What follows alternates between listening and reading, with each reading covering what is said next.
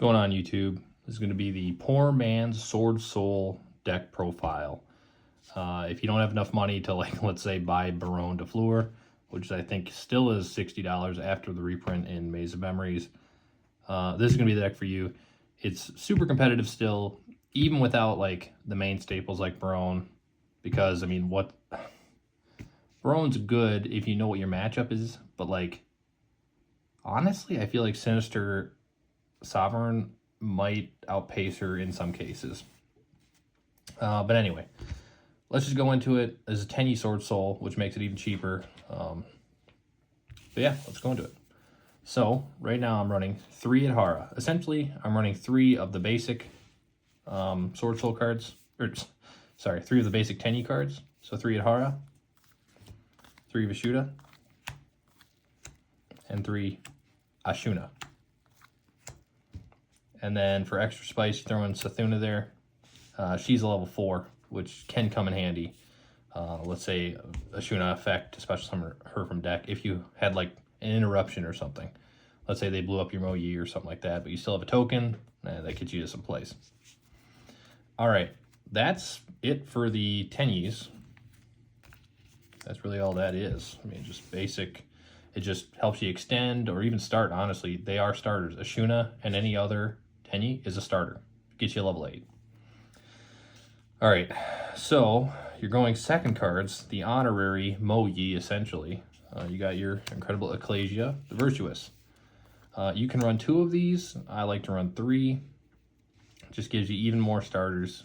And there's a ton of starters in this deck, so it's just nice. That's why you can cut one, because there are a ton of starters. This is really good for going second, though. So it saves you a normal summon. All right, then you got your main starter, your 3 Moyis. And you run, or I run, 2 Tayas. And then 3 longyuans. Pretty basic. None of which are that expensive. I know Moyi is still quite expensive. I want to say $4-ish, which I guess when you're talking competitive decks, that's not bad. That's not bad at all. All right, now, just for a little extra spice, I run 2 cards that might not be ran in a lot. Number 1, this actually might be ran in quite a few meta ones. The Abyss Dragon Swordsoul.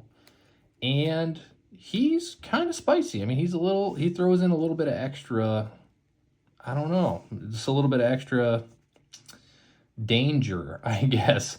If you pitch him with longyuan, as soon as any card is banished at all, he special summons himself from the grave, and then he can banish a field spell, and then either a card your opponent controls or a graveyard card. So that can come in handy, especially, we're in cash tier format, essentially. Labyrinth, they have a field spell that's pretty powerful. I mean, we have a lot of field spells that are very powerful right now, so he can definitely come in handy. And then the other one I run, I definitely probably wouldn't suggest this one, but I mean, come on. I got to run it. You got to run the Iris Swordsoul Secret Rare.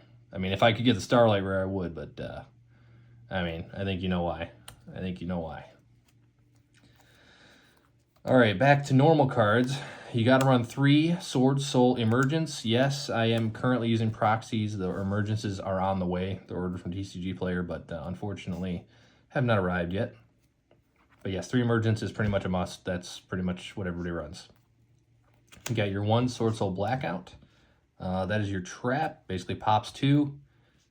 If you have, let's say, Sovereign on the field and you target Sovereign can protect himself. You can pop 2, and then when Sovereign protects himself by banishing, he can then also banish a card on the field in the grave from your opponent. So that's just a powerful combo if you can get it off. Then I run essentially Swordsoul Monster Reborn. That's what this is, Swordsoul Sacred Summit. Essentially get you any one of your Swordsouls from the grave and gets it back on the field.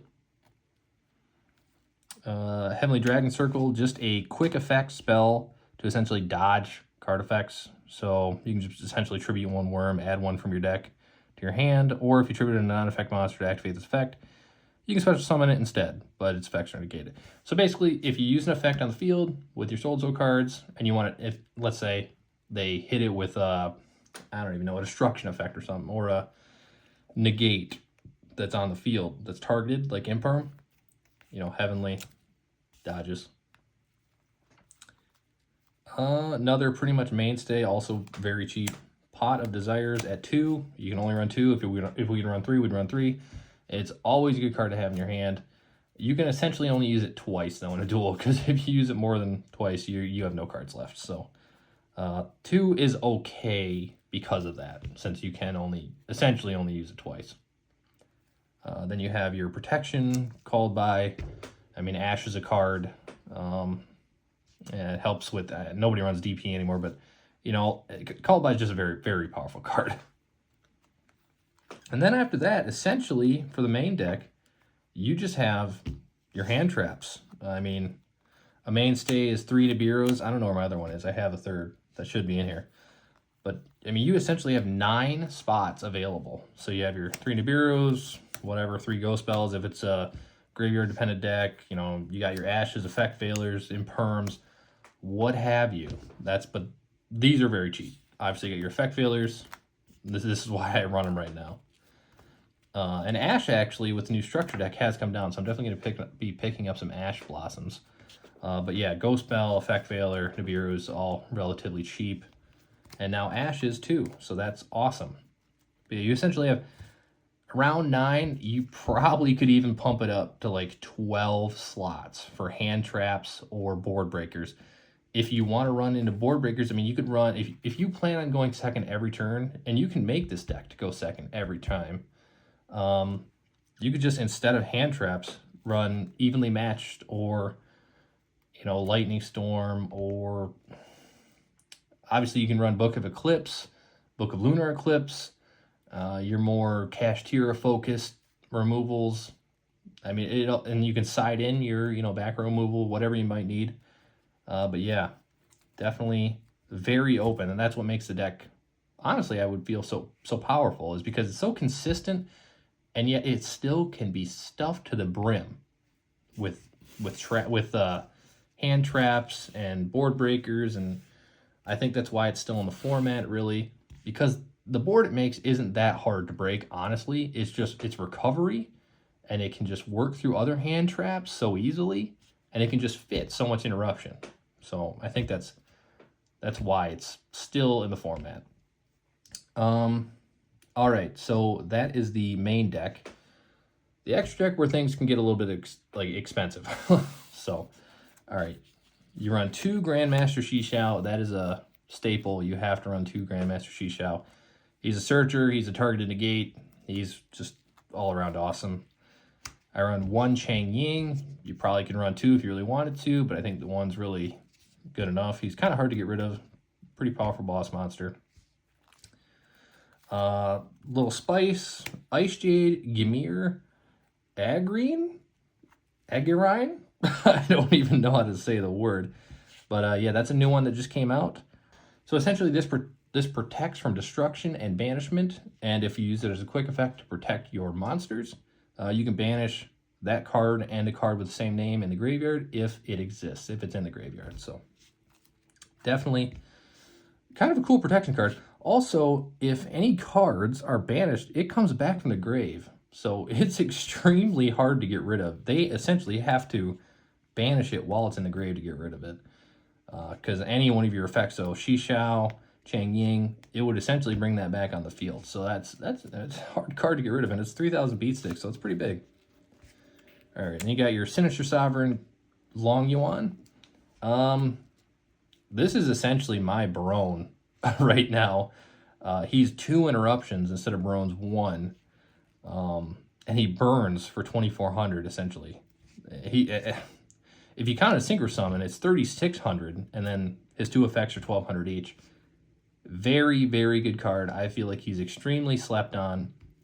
I use Baronne all the time in Master Duel, but honestly, this guy's probably a bit better. And that's, although I guess I should kind of correct myself, in a format where Nibiru isn't very popular, he's better. But now that Cashier is around, Nibiru's probably gonna be a lot more popular again. So he might not be the way to go nowadays, unfortunately, because I really do like him. I mean, you can win games just by his burn effect alone. It's extremely powerful. All right. Then I run 2 Baxia, Brightness of the Yangzing. Extremely good removal. Essentially, you can target 2 cards on the field and shuffle them back into the deck. That is absolutely insane removal. Probably one of the best removals you can have. And then you can target one of your worms you control, essentially, destroy it, and then you can pull 1 worm back from the graveyard. So this helps you get into Mo Yi again if you need to. You can pull out, you can target one of your other worms, let's say like Monk of the Tenyi if you have him, target him, destroy him, pull out, I believe it's Adhara, to the field, and then you can go into our next monster, Chao Feng, Phantom of the Yangzing, and if you use him to synchro into Chao Feng, that essentially shuts off all light monsters. So if you can get into Chao Feng first, if you have a very good hand, get into Chao Feng first, you're protected from Nibiru if they don't see it coming. I mean, it takes, I want to say 6 summons to get into Chao Feng, so they could Nibiru you prior to that. But if you go down that route, chances are you have a backup plan. Chances are you went down your Tenyi route first, which unfortunately does lock you into worms. But chances are you're holding onto a longyuan or a Mo Yi in your hand, and you can work your way around it. If he does not, if you do get Nibiru before he can come out. But once he's out, Nibiru's out of play. Can't be used. All right. Then usually Yazi's run at 1. And I can definitely understand why. He's a very powerful card. But I do run him at 2, just essentially to fill out the extra deck. Just really good at destroying, you can bring him out, destroy himself, or I guess, sorry, one of your Yangzing monsters, but chances are he's the only one on the field. And then destroy another monster on the field, on your opponent's side of the field. And then, when it's destroyed by a battle or card effect, you can essentially special summon any worm monster from your deck in defense position, which is kind of insane. So if you can get him out, I mean, if you don't have access to Mo Yi, you could just grab Mo Yi from your deck. And then as long as you have another worm in hand, you can just continue your plays. So he's a great extender. Another very good card, Adamantipator Risen Dragite. If you go into him with, as long as Mo Yi's in the grave, that's a spell and trap negate. Very easy to make. He's level 8. Very easy to have his effect alive because Mo Yi's almost always, at least one's almost always in the grave. Very good against back row decks, obviously, because he can negate your spell and traps. And he's a big beater. And then this one's a little spicy, but Psi Frame Lord Omega. So essentially what you can do is you can get into Psi Frame Lord Omega via your Tenyi plays, just like you can Baxia to get into Chao Feng. And you can rip a card from your opponent's hand before they can even play. So they'll be cut down to 5 when they start. And then, chances are if you go into that play, you can also have your chengying and like Sinister Sovereign on the field without any problems. So yeah, it cuts your opponent's hand down 1. Your field's still relatively powerful, but it's just another route to go down. And you can recycle if it's in the grave, which is super nice if you need to recycle anything. And then you can run your 2 at least. You're gonna want 2 monks at least. You could even potentially run up to 3. I run 2. I believe that's only 13 cards. 1, 2, 3, 4, 5, 6, 7, 8, 9, 10, 11, 12, 13, 14. So that's 14 cards there. The final spot can be filled with essentially any Synchro 10 or 8. Obviously, you have Baronne. She's very expensive. I'm not going to pay $60 for Baronne, who I don't even think is that amazing.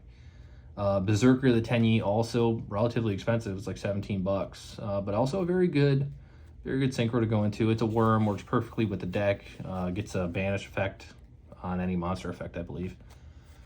Crimson Blader is another good option because if it destroys a monster, it locks them out. And I think it's anything above level 5, which would be, a killing blow for most decks, let's be honest with you.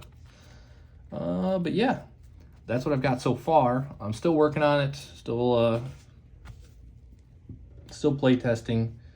But yeah, that's a pretty cheap actually a very cheap Swordsoul deck comparatively to some decks. I mean, you can probably get this entire deck with everything I have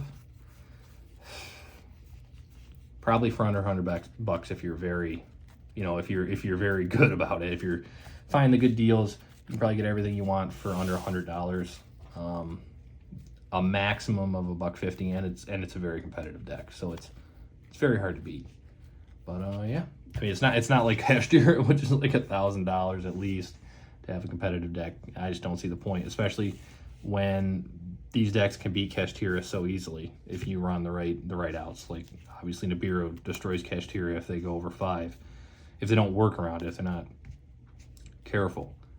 Book of Eclipse, I don't think is that expensive. Book of Lunar Eclipse, I mean, you have so many different board breakers, evenly matched, that just absolutely destroys Qixing because negates aren't common in that deck anymore. I mean, I'm just trying to think of all the top decks. I mean, Despia doesn't really run any negates. Qixing doesn't. Fleur doesn't. Yeah, I mean, there's really no negates in the game anymore. So yeah, that's the cheap Swordsoul deck. If you want to see anything, or if you have any comments, questions, concerns, or suggestions, let me know in the comment section. I would be very open to the discussion. I'm sure this is not perfect. I'm sure there's plenty of things that you guys are like, wow, you're stupid, why are you running this, why are you running that? And if you do feel that way, definitely let me know, because I could use all the help I could get, you know what I mean? All right. Thanks for watching. If you liked the video, if you learned anything, like and subscribe. I'm sure I'll be doing more videos like this. I have an Eldritch profile on the way. I know Eldritch is out of the format. I get it. But literally, one good support card for Eldritch, and he would be back. I promise you. I know it, and I know a lot of people probably don't want to hear it. But it's a lot harder than monkey flip go, ugh, as you flip skill drain. If you want to play Eldritch competitively, and you still can, to be honest, you have to be very good with your traps. With control decks, you have to know your opponent's deck damn near as good as they know it to be able to work, you know, to be able to beat them with a control deck. And that's the hardest part about control decks. Whereas combo decks are, I'm just set up a massive board and just not let you play. Where even if you do monkey flip skill drain, I mean, what are the odds of you always getting skill drain? You can't just trust your floodgates because they're not always going to be in the hand. So, all right, I'm getting on a tangent.